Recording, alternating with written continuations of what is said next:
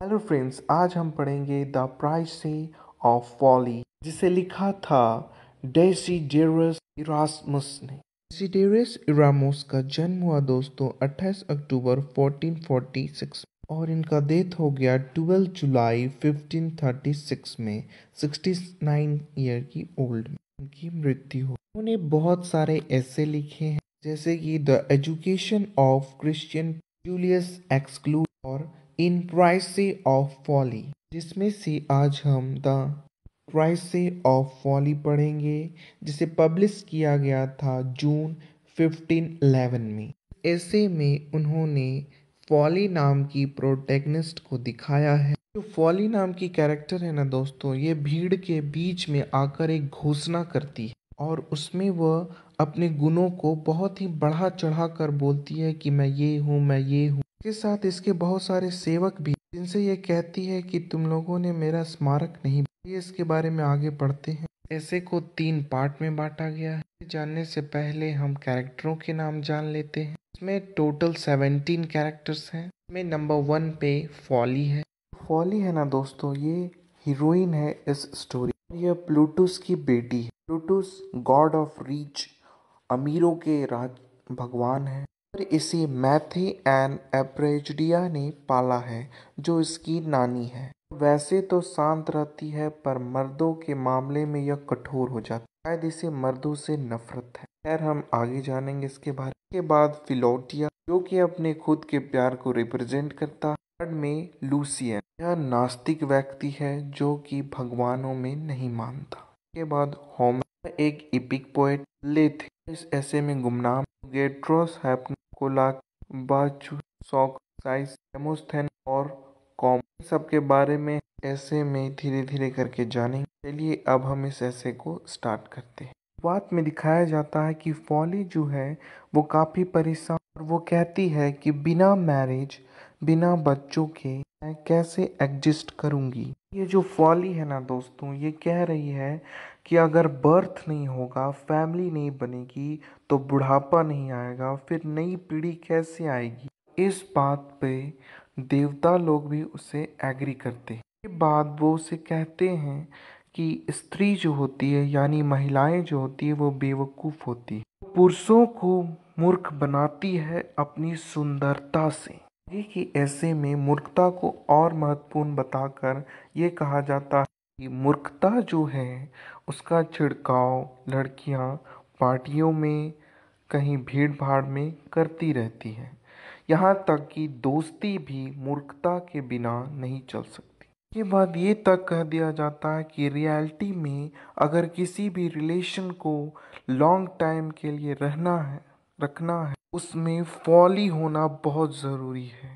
चापलूस होना भी बहुत ज़रूरी है, यानी मूर्खता और चापलूसी बहुत ज़रूरी है उस रिश्ते को आगे बढ़ाने के लिए। के बाद फॉली ये भी कहती है कि सेल्फ लव, यानी खुद से प्यार करना भी कोई गलत बात नहीं है। इसके बाद फॉली कहती है कि मूर्ख व्यक्ति कहीं ज़्यादा अच्छा है उस शांत व्यक्ति और बुद्धिमान व्यक्ति से, जो कि भीड़ में सबको सुन रहा है और झेल रहा है।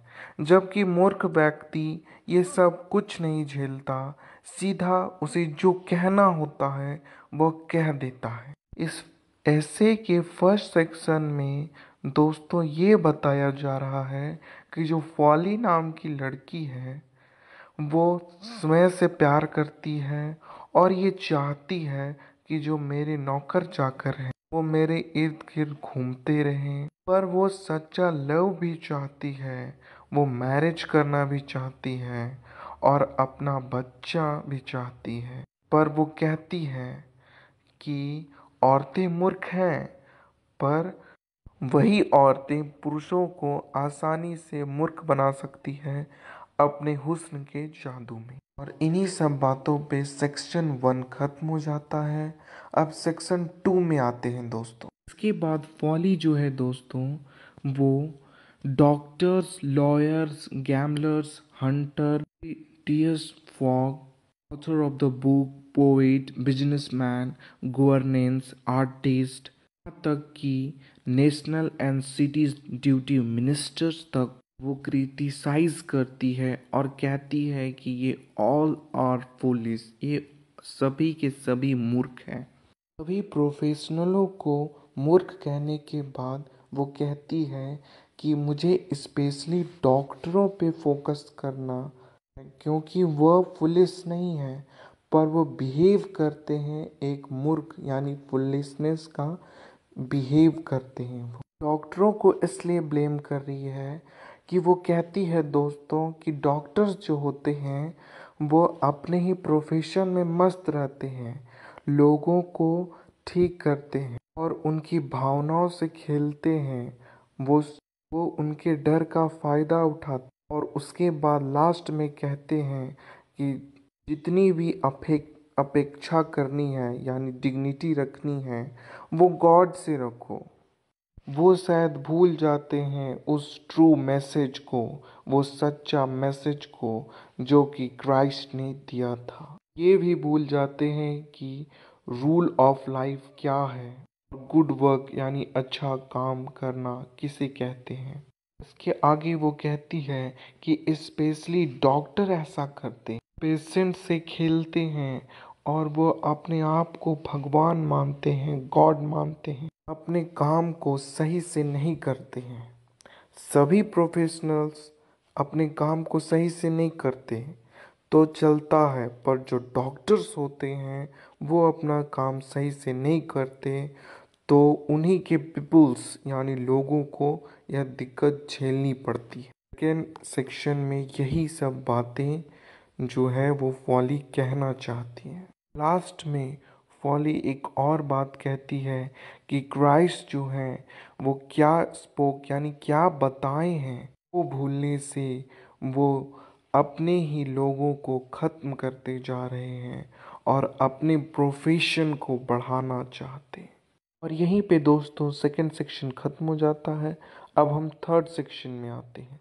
तीसरे सेक्शन में पॉली जो है वो प्रोफेशनल आदमियों को फॉलिश कहना छोड़ देती है, यानी प्रोफेशनल आदमियों को बेवकूफ़ कहना छोड़ देती है। अब वो कहती है कि क्राइस्ट ने जो कहा था वो क्रिश्चियंस नहीं मानते, इसलिए सारे क्रिश्चियंस फूल हैं यानी मूर्ख हैं। के बाद वो कहती है कि जो जीसस क्राइस्ट है वो कहे थिकनेस एंड ह्यूमैनिटी के बारे में, विनय और नम्रता से व्यवहार करने को सिखाया, पर इसे क्रिश्चियंस भूल रहे हैं, इसलिए कहती क्रिश्चियंस आर फूल। इसके बाद वो कहते हैं कि मैं यहाँ तक कहता हूँ क्राइस्ट भी फूल है, क्योंकि वो पाप से मुक्ति दिलाते हैं और उन्हीं से उन्हें ज्ञान प्राप्त होता है जिससे वो महान बनते हैं। जीसस क्राइस्ट उन्हें अपने पास बुलाते हैं, वो है कि मुख्यता के सबसे वाहियात शिष्य हैं, मूर्ख शिष्य हैं, और यहीं पे यह ऐसे खत्म हो जाता। दोस्तों इस ऐसे में बस इतना कहा गया, जो अपने वर्क करते हैं और अपने आप को बुद्धिमान असल में हम मूर्ख हैं और अपनों के साथ ही गलत करते हैं।